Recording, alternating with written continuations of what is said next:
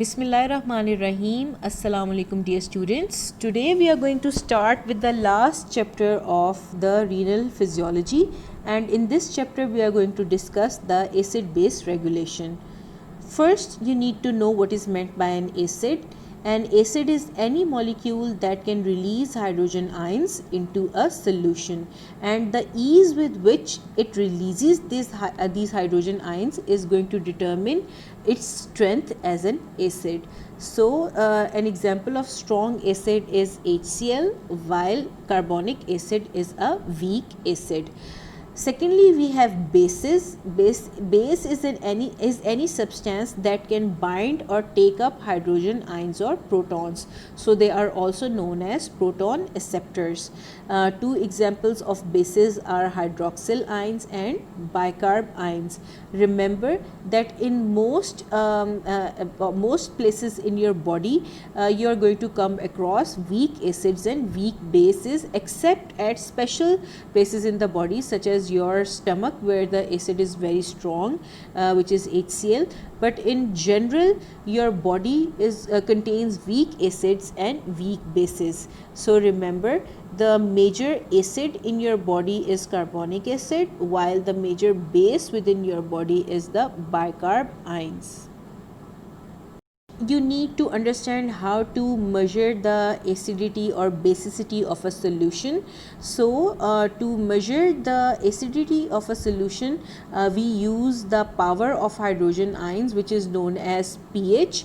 It is basically the negative log of hydrogen ion concentration. So normally the pH of our blood ranges between 7.35 to 7.4. The value of arterial blood pH is 7.4, while the value of your venous blood is 7.35. So here you can see that your venous blood is slightly acidic because of the presence of carbon dioxide, and later you are going to study that carbon dioxide forms a weak acid which is known as carbonic acid. This is the reason that your venous blood is slightly acidic as compared to your arterial blood, and the normal range of pH beyond which life is not possible is 6.8 to 8. So any pH less than 6.8 or greater than 8 is not compatible with life. The reason for this is that at these extreme values of pH, your enzymes, which are protein in nature, start to decompose or denature, and they no longer work at these extreme ranges of pH, which results in cessation of all metabolic processes in the body, which lead to death. So acidosis is known as increased hydrogen ion concentration, or you can also call it decreased pH, and whenever the value of pH is below 7.35, this is going to be known as acidosis. On the other hand, we have a condition which is known as alkalosis. In alkalosis, the hydrogen ion concentration is low, or you can say the pH is raised, and the pH greater than 7.45 is known as alkalosis. So you need to remember what is meant by acidosis and what is meant by alkalosis, and what are the values beyond which the condition is going to be called acidosis or alkalosis. As you might know that slight changes within hydrogen ion concentration can lead to disruption of various mechanisms taking place in the body. So the hydrogen ion concentration in your body has to be kept within a tight range, and for this there are present three mechanisms or three lines of defenses which help in maintaining the hydrogen ion concentration in the body. So the first line of defense against changes in hydrogen ion concentration is the acid base buffer system which is present in the body fluids. So all the buffer systems in your body, there are special buffer systems which are present within your cells and are known as intracellular buffer systems. There are buffer systems which are present in your extracellular fluids, especially your blood, and they are known as extracellular buffer systems. And these buffer systems are the first line of defense which prevent excessive changes in the hydrogen ion concentration. And how they do that, we will be studying them in next slides.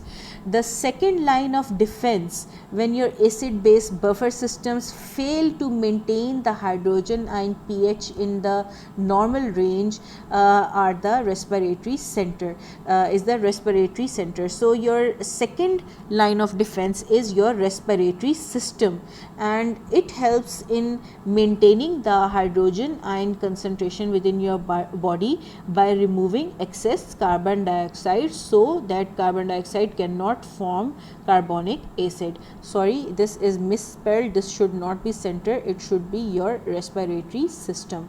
So your respiratory system is the second line of defense after your acid base buffer systems. So when your buffer systems fail to maintain the hydrogen ion concentration, your second line of defense is your lungs and your respiratory system.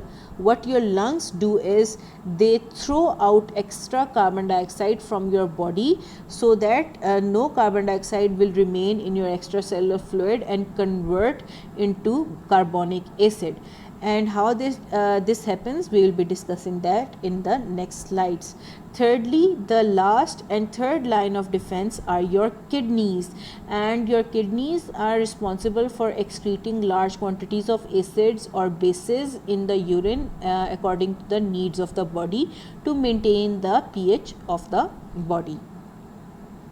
The first two lines of defenses keep the hydrogen ion concentration from changing too much until the third line of defense kicks in, and it can eliminate the acid or base from the body. So as you can see that your first two lines of defense are very quick to work, but they are not 100% efficient. Your kidneys, although they are slow and they may take hours to days to do their work, but once the kidneys are activated, they are very powerful regulators of acid base system, and they are going to bring the pH back to normal at 100% efficiency. So you must remember these three lines of defense. Let us now discuss all these lines of defense one by one. The first line of defense is acid base buffer system. So what is meant by a buffer? Buffer is any substance which can bind to hydrogen ions reversibly. So suppose here we have a buffer, and it is bound to hydrogen ions, and it has the ability to add more hydrogen ions, attach to more hydrogen ions, or release its hydrogen ions according to the need of the solution. So let me give you an example for the better understanding of what is meant by a buffer. So suppose we have a closed system in which there are present some hydrogen ions, and because of the presence of these hydrogen ions, this solution is going to have a specific pH. Suppose the pH of this solution is around 7.4. Just imagine a hypothetical solution which has hydrogen ions present in it, and because of that those hydrogen ions, the pH of this solution is 7.4. Now let us introduce a buffer into this system. Suppose this is our buffer, and it has the ability to bind to hydrogen ions, and it also has present some hydrogen ions bound to it. So it has the ability to attach hydrogen ions, and it already has some hydrogen ions bound to it which it can release. So for example, if we add an acid into this solution,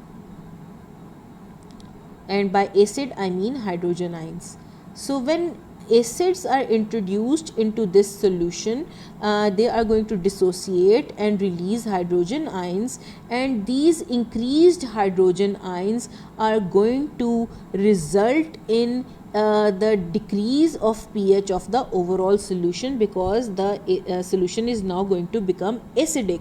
But as I already mentioned, that the buffer in this system has the ability to join these hydrogen ions and combine with them, so they will no longer be free and exert free will on this solution. So what happens is, when hydrogen ions are introduced into a solution, the buffer attaches these hydrogen ions, and these hydrogen ions are no longer free to change the pH of the solution. So in this way, your buffer system resists any change in pH when an acid is added into the solution.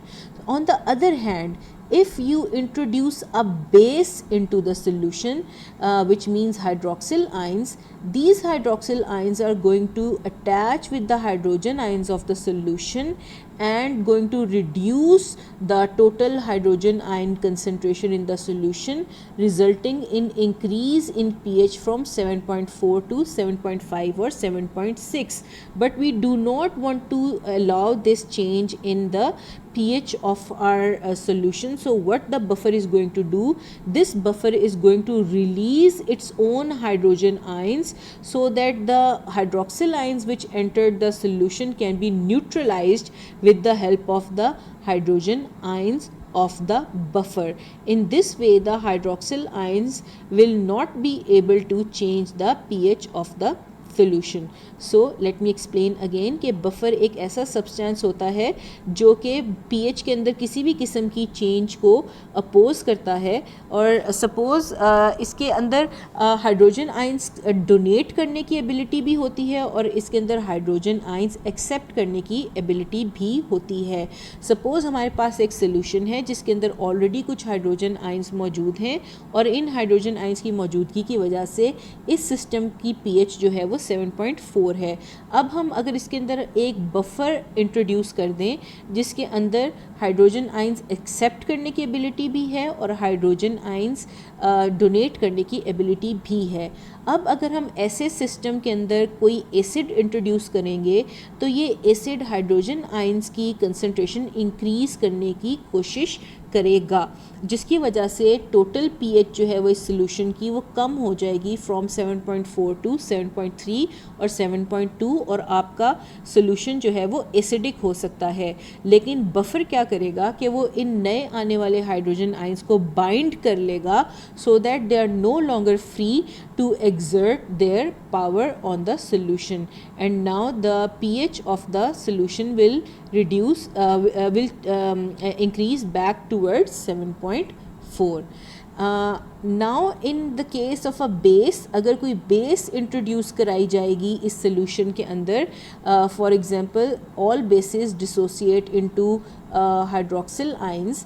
These bases are going to try to attack the hydrogen ions which are already present in the solution and convert them into water, क्योंकि bicarb and hydrogen ions combine to form water, and this is going to result in overall reduction in the hydrogen ion concentration, which will cause alkalosis and raise your pH from 7.4 to 7.5 or 7.6 and so on. But the buffer which is present in this solution will not let this happen, and it is going to release its own hydrogen ions to neutralize the base which was added into the system, and it is going to maintain the pH at 7.4. So this is how a buffer helps in maintaining the pH of a system. So the contents of a buffer system include weak acid with its salt or a weak base along with its salt, so that they can receive or dissociate hydrogen ions when needed by the system.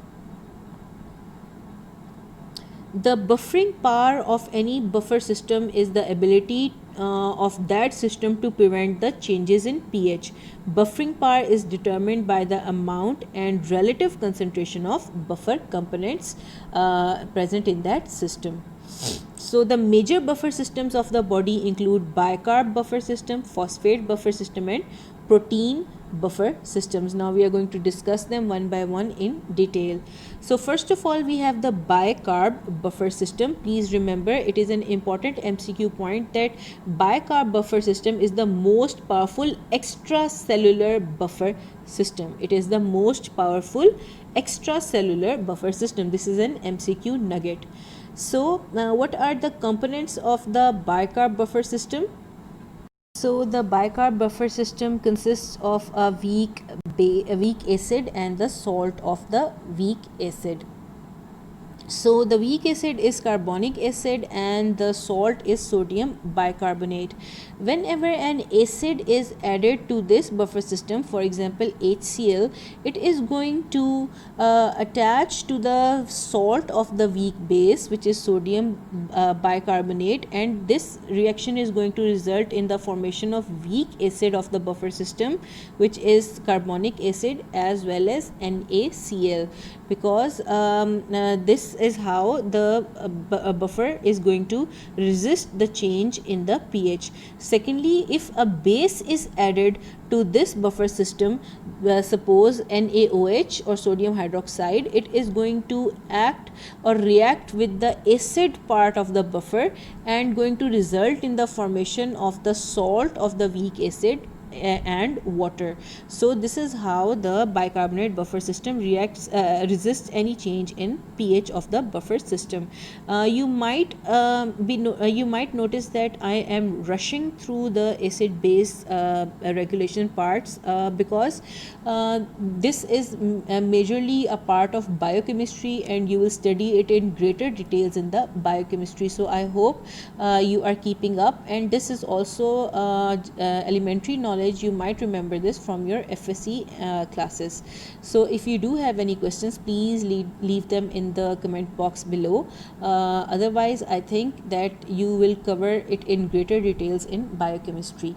So moving on, we have second buffer system, which is the phosphate buffer system. The important MCQ regarding the phosphate buffer system is that it is an important intracellular buffer system for the kidneys. So please remember, the MCQ might go as that which of the following is the most important intracellular buffer system in the kidneys, and you might be given the names of different buffer systems. So remember, phosphate is the most important buffer system in the kidneys, and also remember it is mostly an intracellular buffer system.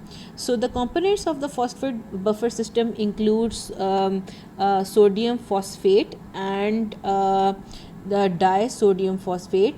The sodium phosphate is basically the weak acid in this system, and disodium phosphate is the salt of this acid. So when a strong acid like HCl is added into the buffer system, it is going to react with the salt of the buffer system and result in the formation of the weak acid of the buffer system, as you can see here. And there is also going to be byproduction of sodium chloride. And when a strong base is added to this system, it is going to act with the weak acid of the system and result in the formation of weak salt of the buffer system as well as water. So this is how it is going to resist any change in the pH. Then we have the proteins, and proteins are the most important intracellular buffers. Again, this is an MCQ nugget, and most proteins, especially the plasma proteins or the proteins present within the RBCs like hemoglobin, play a very important role in buffering the pH of the system. Suppose this is your hemoglobin molecule, and you know it consists of two parts, the heme part and the globin part, and the amino acids which are present in the globin part have the ability to accept or to donate hydrogen ions to the system. So this is how your hemoglobin acts as a buffer. And it resists any change in the pH. And when a strong acid is added to the blood, the hydrogen ions are taken up by the globin part of the hemoglobin, and when a base is added to the blood, your hydrogen ions can be released from the hemoglobin to neutralize these hydroxyl ions. So this is how proteins play important role as buffer within your intracellular fluid.